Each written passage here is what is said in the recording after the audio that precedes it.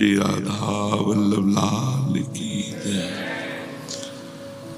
अभी जो सत्संग आप सुनेंगे ये कोई कथा नहीं है, ये साधना का चिंतनीय विषय है। बहुत ध्यान से सुने और उसे अपने जीवन में संजो के रखें। जहां हम शास्त्र आज्ञा का उल्लंघन करते हैं वहीं हम बंध जाते हैं, वहीं हमें माया बांध लेती है, हम फिसल जाते हैं। जहां शास्त्र की आज्ञा से चलोगे तो भगवान की कृपा से कभी फिसलोगे नहीं। शास्त्र आज्ञा साक्षात भगवान के श्री वचन है, इसलिए श्रद्धा और विश्वास के बिना भगवत प्राप्ति नहीं होती। जब संत सद्गुरु और शास्त्र इनके वाक्यों में श्रद्धा हो जाती है और विश्वास हो जाता है कि जो कह रहे हैं परम सत्य कह रहे हैं, तो हमारा परमार्थ मार्ग पुष्ट हो जाता है। यहाँ भगवान श्री कृष्ण स्वयं उद्धव जी से कह रहे हैं, एवं प्रकृति वैचित्र्यात् भिद्यन्ते मतयो नृणाम् पारंपरेण केषाञ्चित् पाखंड मतयो परे मन्माया मोहित धिया पुरुषाः पुरुषर्षभ श्रेयो वदन्त्यनेकान्तं यथा कर्म यथा रुचि। भगवान कह रहे हैं, प्रिय उद्धव, सभी को मेरी माया ने मोहित कर रखा है। कोई ऐसा जो भगवान की आज्ञा पे न चलकर मनमानी करेगा, उसे माया गिरा देगी, सतमार्ग से वंचित कर देगी, जीवन दोष युक्त हो जाएगा। सब पे भगवान की माया का प्रभाव है, किसी एक पर नहीं। या देवी सर्वभूतेषु बुद्धि रूपेण संस्थिता नमस्तस्यै नमस्तस्यै नमस्तस्यै नमो नमः। वो बुद्धि रूप से सबके हृदय में विराजमान है। वही बुद्धि गलत सलाह देती है, शास्त्र विरुद्ध चलाती है, तो हम पतित हो जाते हैं। और वही बुद्धि जब विवेकवान हो जाती है, शास्त्र आज्ञा का पालन करती है, तो हम मुक्त हो जाते हैं। सभी को मेरी माया ने मोहित कर रखा है। इसी से अपनी अपनी बुद्धि और कर्म संस्कार के अनुसार भगवत प्राप्ति के एक नहीं अनेकों मार्ग बतलाते हैं। पहले भगवान जो अन्य अन्य लोग बताते हैं ऐसे आत्म कल्याण होगा, उसको बताकर फिर अपनी बात बताते हैं कि आत्म कल्याण कैसे होगा। पूर्व मीमांसक कहते हैं धर्म को आत्म कल्याण का साधन, भगवत प्राप्ति का साधन, साहित्याचार्य यश को, काम शास्त्री काम को, योगवेत्ता अष्टांग योग को, सत्य और सम दमादि को कोई भगवत प्राप्ति का साधन बताते हैं। दंड नीतिकार ऐश्वर्य को, त्यागी त्याग को, लोकायत भोग को, ये सब अपनी अपनी बुद्धि के अनुसार भगवत प्राप्ति का आत्म कल्याण का मार्ग बताते हैं। कुछ कर्मयोगी हैं, वो लोग इन कर्मों से भगवत प्राप्ति आत्म कल्याण की बात करते हैं। यज्ञ, तपस्या, दान, व्रत, यम और नियम। लेकिन उद्धव, ये सभी परम पुरुषार्थ नहीं हो सकते। बहुत ध्यान देने की बात है, क्योंकि ये सभी कर्म है, कर्म, और इनसे जो फल मिलेगा वो लोकवत फल मिलेगा, तप लोक, जन लोक, महालोक, ब्रह्मलोक, न कि आत्म कल्याण होगा। इसीलिए हरिवंश महाप्रभु ने ज्ञान, धर्म, व्रत, कर्म, भक्ति किंकर किए। ये सब भक्ति के दास हैं, स्वामिनी भक्ति है। जो यज्ञ है, तपस्या है, दान है, व्रत है, यम है, नियम है, ये सब कर्म है, और इनकी सामर्थ्य केवल लोक प्राप्ति, जो माया से रचे हुए लोक है, स्वर्गलोक, महालोक, जनलोक, तपलोक, सत्यलोक, यहां तक पहुंच है। ये सब उत्पत्ति और नाशवान है, जितने लोक हैं, और इनमें केवल भोग प्रदान करने की सामर्थ्य होती है। अच्छे अच्छे लोकों में जाकर उत्तम उत्तम भोगों को भोगो, और कर्म फल को भोग जहां किया और वो समाप्त हुए, तो फिर उन्हें इसे दुख में, संसार में भेज दिया जाता है। काम बना नहीं, आत्म कल्याण नहीं हुआ। ये अखिल कोटि ब्रह्मांडों के स्वामी भगवान कह रहे हैं। सच पूछो तो उनकी अंतिम गति घोर अज्ञान की ही होगी, ऊपर जो वर्णन किया गया। उनमें जो सुख मिलता है वो स्वाप्निक है। जैसे हम अच्छा स्वप्न देखा और जगह तो कुछ नहीं, स्वप्न में राजा थे, जगह तो कुछ नहीं, ऐसे थोड़ी देर के लिए एक स्वप्न की तरह स्वर्ग लोक, तप लोक, महालोक आदि में सुख भोगा, और इसके बाद फिर मृत्यु लोक में जन्म हो गया। तो दुखालय है मृत्यु लोक, यहाँ तो दुख ही दुख है। अब यहाँ घोर अज्ञानमय वृत्ति को प्राप्त होता है, आत्म कल्याण को नहीं। प्रिय उद्धव, अब हम बताते हैं तुम्हें कि आत्म कल्याण किससे होगा। भगवान बताते हैं। जितने और साधन है सब लोकांतर की प्राप्ति करा सकते हैं, भगवान की नहीं। इसलिए अपने यहां ना तो कोई व्रत, न किसी दान की महिमा, ना कोई धुआं उठने वाली आहुति। आप देख रहे हैं यहाँ आठों पहर भगवान के वचन सुन लो। प्रिय उद्धव, जो मयि अर्पितात्मनः सभ्य निरपेक्षस्य सर्वतः मयात्मना सुखम यत् कुतः स्याद् विषयात्मनाम। बहुत बड़ी मंगलमयी ये बात भगवान कह रहे हैं। क्या कह रहे हैं? मयि अर्पितात्मनः सभ्य निरपेक्षस्य सर्वतः, जो सब ओर से बेपरवाह हो गया है। यज्ञ, व्रत, नियम, कर्म, संयम, सब नमस्कार, बेपरवाह में मतलब नहीं। मयि अर्पितात्मनः, मेरे को अर्पित हो गया है। वही है हितजू महाराज का जो उपासना सिद्धांत है, वो यही है। साधन विविध सकाम मत सब स्वार्थ सकल सवै जो अनीति, ज्ञान ध्यान व्रत कर्म जिते सब काहू में नहीं मोहि प्रतीति। रसिक अनन्य निशान बजायो एक श्याम श्यामा पद प्रीति। मय्यार्पितात्मनः, मेरे में अर्पित, मेरे को समर्पित। मय्यार्पितात्मनः, जो सब ओर से बेपरवाह हो गया है,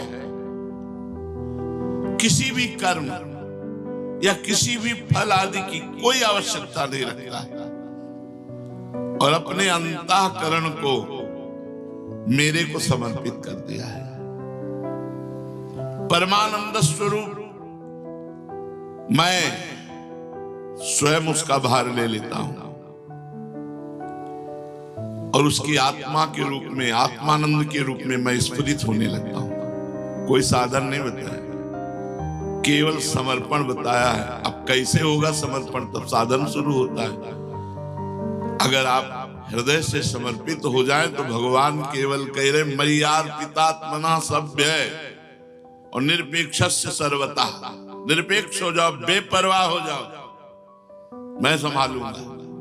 तुम्हें क्या करना है? राधा वल्लभ श्री हरिवंश, राधा वल्लभ श्री नाम जप और भगवत सेवा। मय्यार्पितात्मना, बुद्धि भगवान में, मन भगवान में, चित्त भगवान में, आम भगवान में। वह जिस सुख का अनुभव करता है वह किसी अन्य साधन से नहीं। कौन? जो सब तरह से बेपरवाह हो गया है। हरिराम व्यास जी महाराज, काहू केवल भजन को काहू के आचार, व्यास भरोसे कुंवरी के सोवत पांव पसार। जब जागे तब प्रिया भजे, नहीं सोवे पांव पसार। निरपेक्षस्य सर्वतः, किसी से कोई संबंध नहीं, न किसी धर्म से, न किसी कर्म से, न यज्ञ से, न व्रत से, न नियम से, न संयम से, केवल एक प्रियालाल से। रसिक अनन्य निशान बजायो, एक श्याम श्यामापद प्रीत। उसे जो सुख का अनुभव होगा वो किसी अन्य साधन से नहीं। और विषय लोलुप प्राणियों को तो किसी तरह वो कल्पना में भी नहीं आ सकता कि वो चिदानंदमय सुख कैसा होता है। और ये होता उसी को जो पूरा समर्पित होता है। जो अब बता रहे हैं समर्पण कैसे हो। जिसने सर्वस्व समर्पित करके भगवान के भरोसे होकर बेपरवाह हो गया, उसको जो सुख मिलता है किसी साधन से सुख नहीं मिलता। यह गुण साधन ते नहीं हुई, तुम्हारी कृपा पाओ कोई। भरोसे, पूर्ण भरोसे में। अब भरोसा भगवान के प्रति पूर्ण कैसे, समर्पण कैसे हो, तो आगे रास्ता बता रहे हैं। अकिंचनस्य दान्तस्य शान्तस्य समचेतसः मया संतुष्ट मनसः सर्वाः सुखमया दिशः। दसों दिशाएं उसके लिए सुखमय हो जाती हैं जो मेरे को समर्पित हो जाता है। अब समर्पित संपत्ति नाम से भगवान है। पूछा जाए तुम्हारी संपत्ति क्या है, तो दंपति संपत्ति पाई है। कुंज महल की टहल सुख और दंपति संपत्ति पाई है। बैंक बैलेंस हमारी संपत्ति नहीं है, ये तो माया की है। माया ही थी, माया की ही रहेगी। ये ठाठ बाट जितना है सब यहीं रह जाएगा। तुम्हारा ठाठ बनेगा और स्मशान का बाट मिलेगा और वहीं राख हो जाओगे, कुछ नहीं जाएगा। चाहे जितना मुझ में ताव दे लो कि हमारा पति है, यहीं रह जाएगी तुम्हारी मुझ भी और सब कुछ भी। केवल जिसके हृदय में एक बात आ गई है, परम धन राधा नाम आधार। हमारे पास धन क्या है जिसे कोई छीन नहीं सकता। किसी अपराध की ताकत नहीं कि हमारे धन को नष्ट कर दे। अपराध में इतना होता है कि जैसे हमारा निरंतर भजन चल रहा है उसमें विक्षेप पड़ जाएगा, रुकने लगेगा और आपका चिंतन संसार की तरफ जाने लगेगा। ये जो बेपरवाह जन है, अगर उनसे चूक होती है तो इतना होता है, वो संपत्ति नष्ट नहीं हो जाती, वो बादलों की तरह छिन्न भिन्न नहीं हो जाता। भगवान ने गीता में कहा योग भ्रष्ट पुरुष बादलों की तरह छिन्न भिन्न नहीं होता। यदि उसका चिंतन बिगड़ गया, भगवत प्राप्ति नहीं, तो अगले जन्म में श्रीमान कुलवान और महान भक्तों के यहाँ जन्म होगा, फिर उसका साधन वहीं से चलेगा और भगवत प्राप्ति कोई नहीं रोक सकता। जो सब प्रकार से अपने संपत्ति भगवान मानता है। अकिंचन उसे ही कहते हैं। अकिंचन का मतलब गरीब नहीं होता है। जैसे चक्रवर्ती सम्राट महाराज अम्बरीश भी अकिंचन ही थे। अकिंचनस्य दान्तस्य, दान्तस्य कहते हैं जिसकी इंद्रियां भोगों से हट करके भगवान में लग गई हैं, उसे दान्तस्य कहते हैं। संपत्ति नाम से श्री भगवान और सुख नाम से श्री भगवान। उनका नाम, उनका रूप, उनकी लीला, उनका गुण, उनकी सेवा, उनके भक्तों का संग, इसी में सुखानुभूति हो तो इंद्रियां सब इसी में लग गई। श्रवण लग गए भगवत चर्चा सुनने में, नेत्रेंद्रिय सब में भगवान विराजमान है ऐसा। हमारी वाणी लग गई भगवत चर्चा करने में, स्वाद लेने में, भगवत उच्छिष्ट भगवत प्रसाद का स्वाद ले रहे हैं। शरीर भगवत सेवा में लगा हुआ है, अंतःकरण समर्पित है, धन्य हो गया है। बोले ऐसा जो भक्त होता है वो समदर्शी बन जाता है। जो भगवान को समर्पित है, किसी अन्य साधनों से मतलब नहीं, केवल भगवत लीला गुणगान नाम चिंतन सेवा आदि भक्तों का संग आदि, अपनी इंद्रियां भगवान में लगाए हुए है और संपत्ति रूप से भगवान है, तो भगवान की कृपा से उसकी दृष्टि समदर्शी हो जाती है। ये बहुत बड़ी बात है। एक तरफ कोई थप्पड़ मारे, एक तरफ चंदन लगावे, दोनों को बराबर एक दृष्टि से देखना समदर्शी है। जो मया संतुष्ट मनुष्य, ये बहुत बड़ी बात है। सब कुछ चला जाए तो हमारे पास क्या है? मया संतुष्ट मनुष्य, जो मेरे में ही संतुष्ट है। हमारे पास भगवान है, हमारे पास किशोरी जो है, सारे चमड़ा भी उधेल के ले जाओ तो हमारे पास किशोरी जो है, हमारे पास लाल जो है, जिनके एक संकल्प से अनंत ब्रह्मांड रचा। ये सब क्या है? संसार का वैभव, संसार का सुख क्या है? एक सेकंड में भगवान ने रचा है। निमिष इसे कहते, पलक झपकते। भ्रकुटी विलास सृष्टि लय होई, जिनकी भ्रकुटी के संचालन मात्र से अनंत ब्रह्मांडों का सृजन और विनाश हो जाता है। जिसके भय से वायु चलती है, जिसके भय से भयभीत होकर सूर्य तपता है, जिसके भय से भयभीत होकर मृत्यु काम करती है, हम उसके दास हैं। मया संतुष्ट मनुष्य, जो मेरे में संतुष्ट रहते हैं। अब सोचो कि ऐसे भक्तों का कहीं कोई बाल बाका कर सकता है? हाँ, हरि की लीला होगी तो हो जाएगा, थप्पड़िया दिया जाएगा, पिट जाएगा, हाथ जोड़वाया जाएगा। उनकी लीला है, ऐसा हो जाएगा।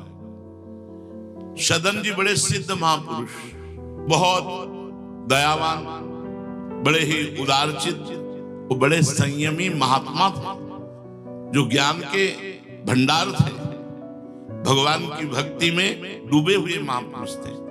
वो जगन्नाथ जी के लिए मया संतुष्ट मनसा, अकिंचन, जगन्नाथ जी के दर्शन के लिए पद यात्रा कर रहे थे। तो दिन में भोजन मांग लेते किसी एक घर से, दो घर से, जैसा बना उधर पोषण करते हो। जगन्नाथ जी जा रहे थे, भक्तमाल जी में चरित्र है। एक घर में गए, आवाज लगाई भिक्षाम देहि, तो एक माई निकली, स्त्री नवयुवती। जो भगवत आराधन होते हैं उनमें चेहरे में कुछ अलग आकर्षण होता है। जो भगवान से चित्त जोड़ते हैं तो एक आकर्षण होता है, एक प्रियता होती है। वो आकर्षण ऐसा कि हमसे बात कर लें, थोड़ी देर हमारे पास बैठ लें, हम इनको ऐसे देखते रहे, हमारे बीच में रहे, ऐसा लगता है। जहां जिनका चित्त भगवान में जुड़ा होता है तो उन महापुरुषों के सानिध्य की इच्छा होती है। तो जो अपवित्र चित्त वाला होता है उसे अपवित्र इच्छा होती है, जो पवित्र चित्त वाला होता है उसे पवित्र इच्छा होती है। अब जो मलिन चित्त है तो वो देख करके कामना से युक्त हो जाएगा। तो सदन जी को देखकर वो नवयुवती कामना से युक्त हो गई।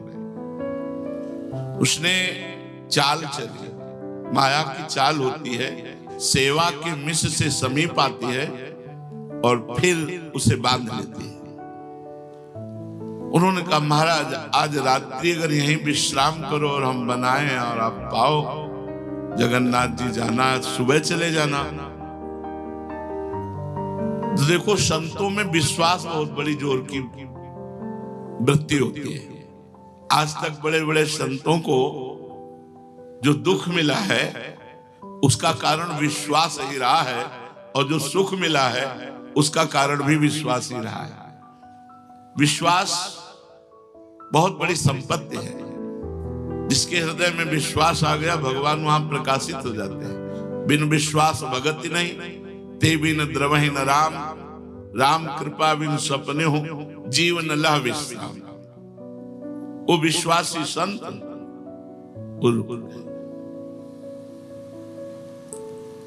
संध्या समाप्त हुई, रात्रि का प्रवेश हुआ, उसने सुंदर भोजन बना कर दिया, वो भगवान को भावना से अर्पित करके पाया। जब शयन करने लगे तो आकर उसने अपनी कामना प्रकट की। काम सुन उनका तुम बड़ी नीच प्रवृत्ति की हो, तुम्हारा पति विराजमान है और तुम ऐसे बात कर रहे हो। वो चली गई। पति सो गया था तो उसने पति को काट दिया और कहा अब तो कोई दुख की बात नहीं है ना, पति को मार दिया। उनका तो महापापनी है, नीच कर्म के लिए प्रेरित करके अपने पति की हत्या। बोले ये सब बंद करो अपना वेदांत, हमारी बात सुनो। कहा मानते हो या हल्ला मचाओ? हमारी बात मानते हो या आवाज दें गांव को? तो सत्य पर स्थित महापुरुष मई मया संतुष्ट मनसा, भगवान में चित्त जुड़ा हुआ था। उन्होंने कहा जय जगन्नाथ, अब कोई लीला आपकी है। तो उनका देवी तू चाहे मृत्यु दंड भले दे दे, मैं तुझे स्पर्श नहीं कर सकता। अब पति भी मारा गया उसके हाथ से, और वो कामना से भी। जब कामना किसी के हृदय में छा जाती है तो फिर अंधकार छा जाता है, कुछ दिखाई नहीं देता, विवेक ढक जाता है। कामा संजायते क्रोधा, क्रोधा स्मृति विभ्रमा, स्मृति भ्रंशात बुद्धिनाशो, बुद्धिनाशात प्रणश्यति। प्रणश्यति माने नाश, वो नाश को प्राप्त हो जाता है। जहां कामना बढ़ी हो उसमें बाधा पड़ी तो क्रोध हो, क्रोध से स्मृति का नाश, स्मृति से ऐसी मूढ़ता छा जाती कि बुद्धि का नाश हो जाता है। ठीक मध्य रात्रि में हल्ला मचा दिया, दौड़ो दौड़ो दौड़ो, गांव एकत्रित हो। ये हमारे साथ गलत करना चाहा, चेष्टा की, किसी तरह मैंने अपने को बचाया, मेरा पति बचाने की चेष्टा की तो पति को मार दिया, और मेरे साथ गलत करना चाहता है। केस बदल गया। अब वो चुप चुप गांव के लोगों ने कुछ पिटाई की, पकड़ करके सुबह राज दरबार में पेश किया। उस समय राजाओं का दरबार लगता था, तुरंत हिसाब होता था, वहां कोई मुकदमा आदि तो चलता नहीं था उस समय। राजा ने कहा तुमने कृत्य क्यों किया, क्या तुमने किया? उनका जैसी भगवान की इच्छा हुई वैसा हो गया। उन्होंने ये नहीं कहा कि मैंने किया या नहीं किया, उन्होंने कहा जैसी भगवान की इच्छा थी वैसा हो गया। इसका मतलब स्वीकृति होती है लोक वार्ता में। तो बोले इनके दोनों हाथ काट दिए जाए, यहां से यहां तक, और संत है इसलिए इनको कैद में मत डालो, इनको मुक्त कर दो, बस दंड दे दो, इनके दोनों हाथ काट, दोनों हाथ काट दिए। जय जगन्नाथ। अब सही माने में जगन्नाथ के दास जगन्नाथ जी की तरफ, और रास्ते में सोचते जा रहे कि भगवान ये क्या लीला हुई आपकी, हरिमाया बलवंत भवानी। बहुत विचित्र भगवान, जो ज्ञानिन कर चित अपहरई, बरियाई विमोह बस करई। देवर्षि नारद जी भगवान के अवतार, दुल्हन के चक्कर में भगवान को साफ दे दिया, जाओ जैसे नारी वियोग से मैं व्यतीत हो रहा हूं वैसे रोओगे। रोए भगवान, हे खग हे मृग हे मधुकर श्रेणी, तुम देखी सीता मृग नैनी। और जो बंदर रूप दिया वही तुम्हारी सहायता करेगा। बंदरों ने सहायता की, प्रभु उतर उतर कपिडार पर देखे आप समान। जे ही जगन्नाथ जी पहुंचे, कहा जय जय। अब हाथ तो है ही नहीं तो जोड़ू क्या, प्रणाम स्वीकार करो। जे ही ऐसे किया तो नवीन हाथ जग गए। आश्चर्य हुआ, उस महापुरुष के नवीन हाथ जग गए। घटना कुछ भी हो सकती है, जीवन कभी भी किसी भी मोड़ पर ऐसे संकट में फंस सकता है। ये विचित्र माया है। पर मया संतुष्ट मनसा, भगवान में ही मन संतुष्ट। अब जैसे चाहो, इसकी तो दुर्गति होनी है शरीर की, जैसे चाहो राजी हो खेल खेलो।